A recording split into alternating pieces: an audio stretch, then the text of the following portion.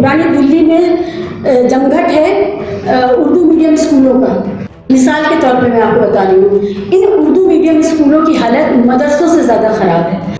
सारे जो अशराफिया मौलाना हैं, जो अशराफिया नेता हैं, उनको सबसे ज़्यादा परेशानी होती है।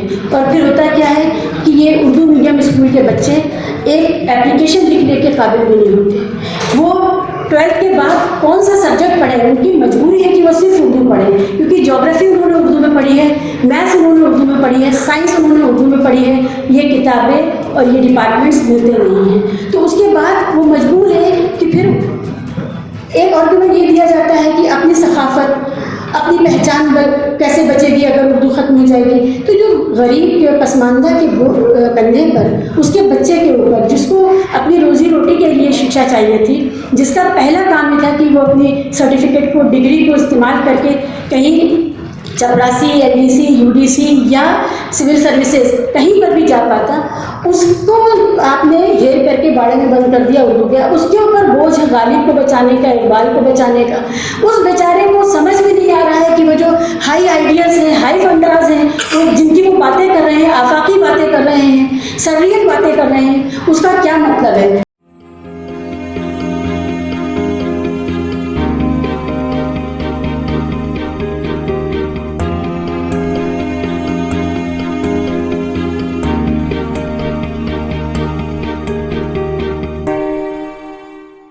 बहुत बहुत शुक्रिया अली अनवर साहब, आपको बहुत मुबारक। खचाखच भरा हुआ हॉल है, आपने जितना सोचा था उससे ज़्यादा शमूलियत हुई है। और ये बताता है कि ये मुद्दा जो पहले दशक में 21वीं सदी की, जब हम लोगों ने इस पर बात करना शुरू किया था और आपकी किताब पढ़ी थी, तो हमें लगता था ये उस वक्त आया और फिर उसके बाद शायद जो बदली हुई राजनीति है उसके आभा में, उसके या ग्रहण में ये छुप गया है, लेकिन ऐसा हुआ नहीं है। और सबने शुक्रिया अदा किया, मैं भी उनका शुक्रिया बिना नाम लिए अदा कर रही, जिन्होंने दोबारा इस मुद्दे को ज़िंदगी दे दी और कहा कि ये मुद्दा अब हम उठाएंगे तो फिर हम सब लोगों को दोबारा याद आया कि नहीं। यही जगह थी कॉन्स्टिट्यूशन क्लब, 2009 की बात है। और 2009 में मैं यहाँ सबसे आगे वाली सफ़ में बैठी हुई थी और मुस्लिम समाज के बहुत बड़े नाम यहाँ बैठे हुए थे मंच पे, और बात हो रही थी कि पहली बार वो लोग बात करने इकट्ठा हुए थे कि भाई कोई चीज़ होती है पसमानदा। और सैयद शहाबुद्दीन ने अपने की नोट एड्रेस में कहा था कि मुझे तो पता ही नहीं था कि भारत के मुसलमानों में भी जाति है, और ये फ़र्क है 2009 में, 21वीं सदी में, जो सबसे बड़े इंटेलेक्चुअल माने जाते थे और जो मुस्लिम इंडिया नाम की एक मैगज़ीन निकालते थे जिसमें सिर्फ और सिर्फ आंकड़े ही पेश किए जाते थे। उसमें कवरिंग लेटर होता था या एडिटोरियल होता था और साथ में आंकड़े होते थे।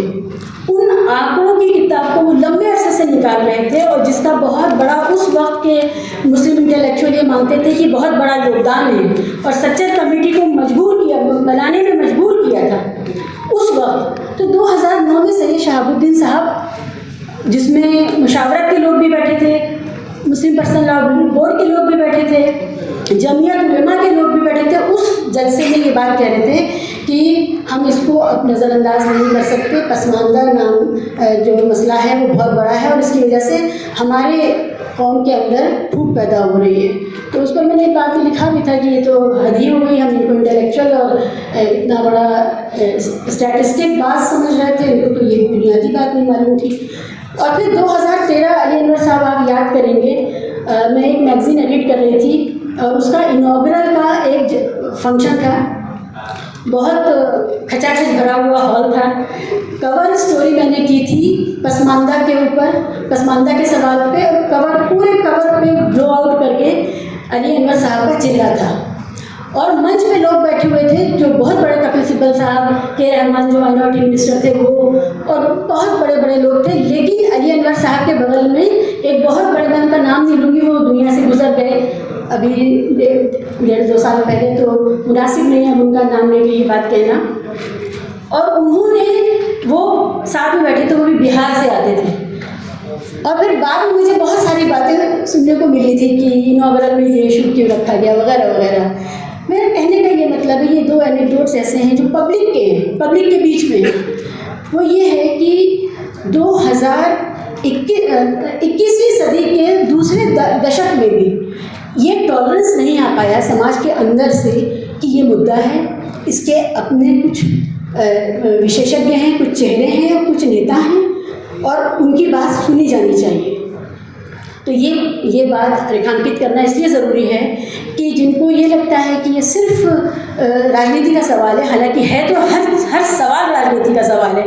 घर के अंदर जो होता है, कौन क्या खाएगा और कौन क्या नहीं खाएगा, वो भी राजनीति का सवाल होता है, हम जानते हैं। लेकिन ये राजनीति के जो रूप हैं अनेक, उन रूपों में से मैं उस पर भी जाना चाहती हूँ कि ये सवाल जो है वो वहाँ तक है। रतनलाल साहब ने कहा संस्कृति का सवाल उठाया, सांस्कृतिक पिछड़ेपन का भी सवाल उठाया, फियर ऑफ इंक्लूजन का सवाल उठाया आपने ताइक साहब। बहुत ज़रूरी है ये सवाल इसलिए क्योंकि ये जो संस्कृति है और संस्कृति के अपने जो स्ट्रक्चर्स हैं, वो स्ट्रक्चर्स पॉलिटिकल होते हैं, वो यूं ही नहीं बनते हैं, वो कोई मासूमाना या इवोल्यूशन से नहीं बनते हैं, वो बनाए जाते हैं। और वो आज हमारे बीच में मुस्लिम समाज के अंदर जितने भी स्ट्रक्चर्स हैं, तंजीमें हैं, आप उनको देखिए, वो कर कौन रहा है और किसके लिए कर रहा है, ये सवाल बहुत ज़रूरी सवाल है। अगर एक बुनियादी सी बात, मैं पुरानी दिल्ली से आती हूँ, पुरानी दिल्ली में जमघट है उर्दू मीडियम स्कूलों का। मिसाल के तौर पे मैं आपको बता रही हूँ, इन उर्दू मीडियम स्कूलों की हालत मदरसों से ज़्यादा ख़राब है और मदरसे भी उसी स्ट्रक्चर का हिस्सा हैं जो पनपाते हैं फियर ऑफ इंक्लूजन, जिसकी बात अभी मेरे पहले वक्ता साहब ने कही। फियर ऑफ इंक्लूजन कैसे आता है? जब आप कहीं से भी अपने आप को जो शासक वर्ग है उनकी जानकारियों से लैस नहीं पाते, उनके व्यवहार से लैस नहीं पाते, उनके तौर तरीक़ों से, उनकी सोच से लैस नहीं पाते हैं। उर्दू मीडियम स्कूलों के बच्चे, अगर हमने तो तहरीक भी चलाने की कोशिश की MLA से मिल करके कि भाई उर्दू मीडियम स्कूलों को ख़त्म करके इनको कन्वर्ट कर दो इंग्लिश मीडियम स्कूलों में, या और कुछ नहीं हो सकता तो कम से कम हिंदी मीडियम स्कूल हो जाए। तो सारे जो अशराफिया मौलाना हैं, जो अशराफिया नेता हैं, उनको सबसे ज़्यादा परेशानी होती है। और फिर होता क्या है कि ये उर्दू मीडियम स्कूल के बच्चे एक एप्लीकेशन लिखने के काबिल भी नहीं होते। वो 12th के बाद कौन सा सब्जेक्ट पढ़े, उनकी मजबूरी है कि वो सिर्फ उर्दू पढ़े, क्योंकि ज्योग्राफी उन्होंने उर्दू में पढ़ी है, मैथ्स उन्होंने उर्दू में पढ़ी है, साइंस उन्होंने उर्दू में पढ़ी है। ये किताबें और ये डिपार्टमेंट्स मिलते नहीं हैं, तो उसके बाद वो मजबूर है कि फिर एक आर्गूमेंट ये दिया जाता है कि अपनी सकाफत, अपनी पहचान कैसे बचेगी अगर उर्दू ख़त्म हो जाएगी। तो जो गरीब के पसमानदा के कंधे पर, उसके बच्चे के ऊपर, जिसको अपनी रोज़ी रोटी के लिए शिक्षा चाहिए थी, जिसका पहला काम ये था कि वो अपनी सर्टिफिकेट को, डिग्री को इस्तेमाल करके कहीं चपरासी, LDC, UDC या सिविल सर्विसेज कहीं पर भी जा पाता, उसको आपने घेर करके बाड़े में बंद कर दिया उर्दू के। उसके ऊपर बोझ है गालिब को बचाने का, इकबाल को बचाने का।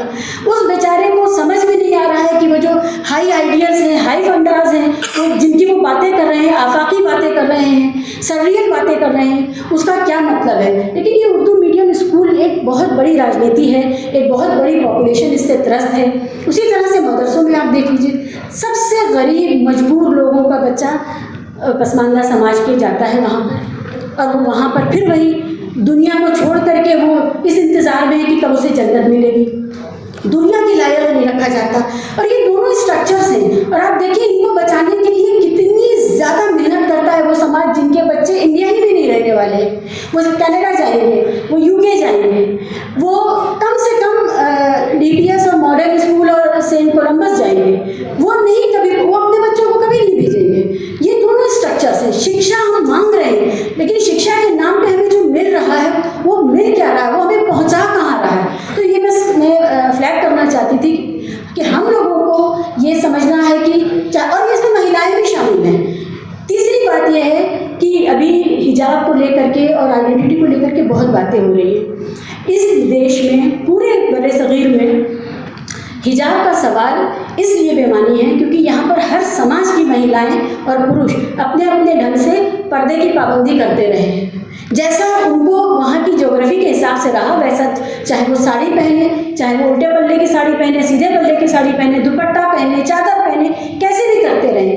लेकिन ये भी इसरार है आजकल कि नहीं, अरब स्टाइल का अबाया और नकाब पहन करके क्लासरूम में बैठना है, और इसके पीछे कौन लोग खड़े हैं, कौन जमातें खड़ी हैं, ये सियासत के सवाल हैं। आपको रोज़ 4 बजे से लेकर के रात 10 बजे तक टीवी पर इनको झेलना पड़ता है। ये सवाल के लिए हम कब खड़े होंगे, हमारी महिलाएं, आपके घरों की बच्चियां, बहनें, माएँ सब कब खड़े होंगे और ये कहेंगे कि भाई ये आर्टिफिशियल सवाल है, ये हमारा सवाल नहीं है, हमें शिक्षा दे दीजिए, हम तय कर लेंगे हमें क्या पहनना है, या अगर यूनिफॉर्म है तो हम यूनिफॉर्म की पाबंदी कर लेंगे, क्योंकि यूनिफॉर्म हिंदू बच्चियों के लिए या गैर मुस्लिम बच्चियों के लिए अलग नहीं है, सब एक जैसे हैं। क्लासरूम में बैठना है, आप क्लास तक कैसे आते हैं, क्या पहन के आते हैं, इससे किसी को कोई फर्क नहीं पड़ता है।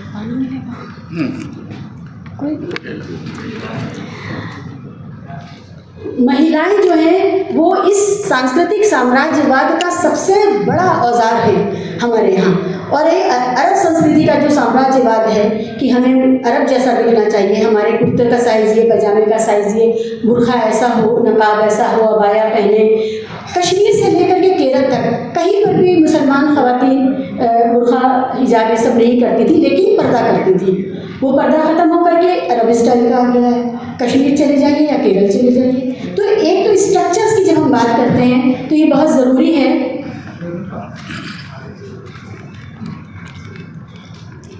ज़रूरी है, कि स्ट्रक्चर्स बनाए गए, हमारा उसमें चंदा जाता है, हम उसमें पैसा देते हैं और हम अपनी पीढ़ियों के लिए। और आप ये बताइए, टेलीविज़न पर डिबेट करने वाली जितनी मुस्लिम एंकर्स हैं, किसी को आपने सर ढके हुए देखा है जो पर्दे के, बुर्खे के पक्ष में बात कर रही है? वो सवाल नहीं खड़ा कर रही है, उनको देखा है आपने? तो ये हमारे ऊपर छोड़ दीजिए ना। इस देश की सभी महिलाएं जानती हैं उनको कैसे जीना है, कैसे बाहर निकलना है। बुर्खे का विरोध नहीं कर रही हूँ, बुर्खा पहन करके बहुत सी गरीब औरतें अपनी गरीबी को छुपा करके फैशन के दबाव में आए बगैर बाहर निकल के अपने काम कर पाती, उनको ये फैशन का दबाव नहीं झेलना पड़ता। लेकिन आप मत तय करिए, आप इसको जो जैसे चल रहा था, जैसे उन्होंने अपने हालात के हिसाब से अपनाया था, चाहे वो चादर हो, ये होने दीजिए। तो एक तो ये सवाल है।